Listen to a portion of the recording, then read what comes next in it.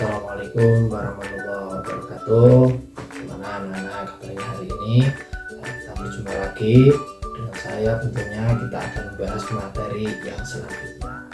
Materinya kali ini adalah akhlak terhadap teman. Seperti itu. Kita bahas satu-satu ya. Yang pertama kita akan membahas tentang pengertian akhlak. Akhlak itu bahasa Arab, kalau di bahasa Indonesia itu perilaku ataupun sikap.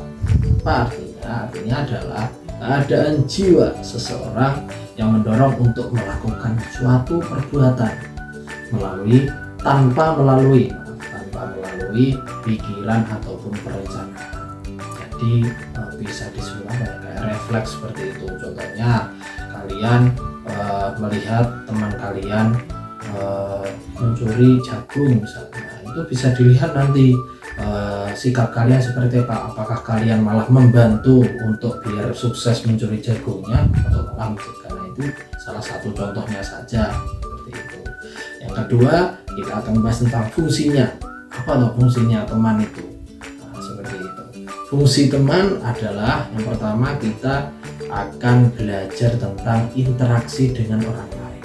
Jadi kalau kita mempunyai teman, kita akan mempunyai lawan untuk berinteraksi, ngomong atau apapun. Intinya berinteraksi itu adalah berhubungan dengan orang lain. Dan selanjutnya yaitu memberi peranan sosial baru. Kalau kita punya teman, otomatis kita mendapat peran juga. Apa perannya?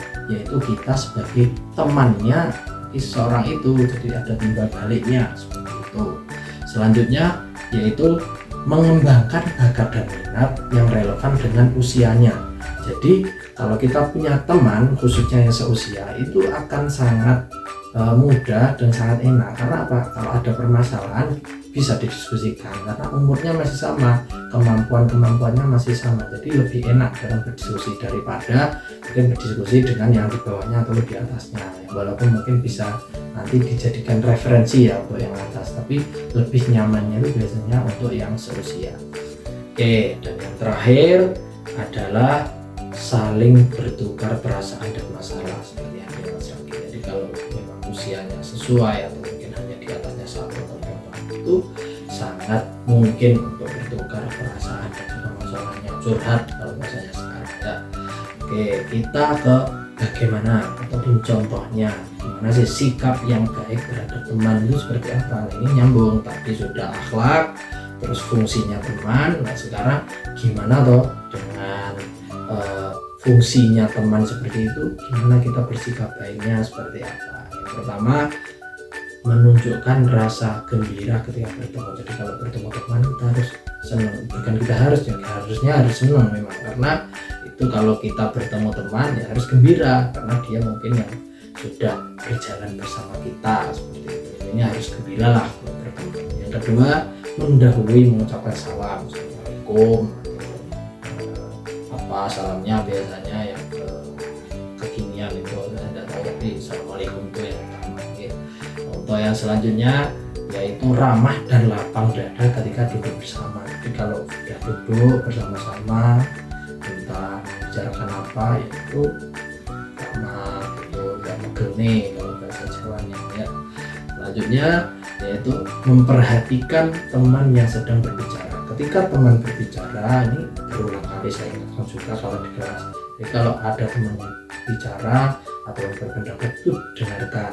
Karena apa? Selain nanti tidak ketinggalan info yang disampaikan oleh temannya, itu menghargai, salah satu bentuk menghargai teman yang sedang berbicara. Selanjutnya yaitu menceritakan hal-hal yang baik. Nah, jangan sebaliknya, yaitu rasan-rasan gitu, kita menceritakan hal yang baik. Seperti itu ya, semuanya bisa menjadi baik. Yang terakhir yaitu memanggil dengan nama yang disenangi. Nah ini biasanya kan ada nama pendek, tapi biasa ada sekarang itu kayak yang seperti itu tuh, ada menggunakan nama, mungkin manggil namanya dengan nama bapaknya, nama panggilan yang mungkin nama Iwan atau nama apa ya, untuk ya itulah bullying verbal itu jarang. Anak-anak itu sekarang kurang kesadarannya untuk dalam hal seperti itu, atau bullyingnya kayak verbal, kata-kata ngelok nih seperti itu harusnya tidak baik. Jadi kalau memanggil nama ya namanya pendek atau namanya itu apa yang disenangi itu yang dipanggilkan. Yang terakhir kita akan membahas tentang hikmahnya. Kalau kita sudah bersikap baik dan dengan fungsinya teman seperti itu, akhlaknya sudah baik, apa toh yang kita dapat? Yang pertama, kita akan dapat mencapai kesuksesan. Sekarang itu tidak menutup kemungkinan untuk meraih kesuksesan itu bukan hanya dari kita belajar semata, tapi untuk berdasarkan teman, karena kenal sini kenal sana akhirnya dapat pekerjaan dan akhirnya sukses. Itu banyak sekali orang seperti itu. Nanti coba tanya ke orang tua kalian kalau berbicara teman itu. Kedua, dapat memahami dan memperbaiki diri. Jadi kalau kita tadi bertukar perasaan, bertukar masalah, bertukar apa yang curhat tadi, kita bisa melihat, oh ternyata saya yang kurang ini, oh ternyata yang perlu diperbaiki ini. Nah, selanjutnya yaitu terciptanya kondisi yang rukun dan damai. Nah, kalau kita sudah akhlaknya baik, tentu saja kan damai, tidak ada masalah, tidak ada konflik seperti itu. Selanjutnya dapat menjadi teladan bagi orang lain. Jadi kalau kita bersikap baik kepada teman, mungkin orang lain yang lihat, wah itu temannya sikapnya baik, berarti kita akan menjadi teladan bagi orang yang melihat sikap baik kita kepada teman. Ya.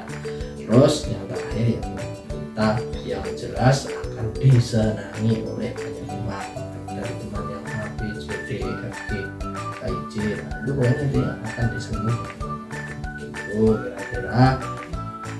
Oke, mungkin cukup itu dulu dari saya. Nanti kita lanjutkan lagi pembahasan materi-materinya. Oke, cukup sekian. Assalamualaikum warahmatullahi wabarakatuh.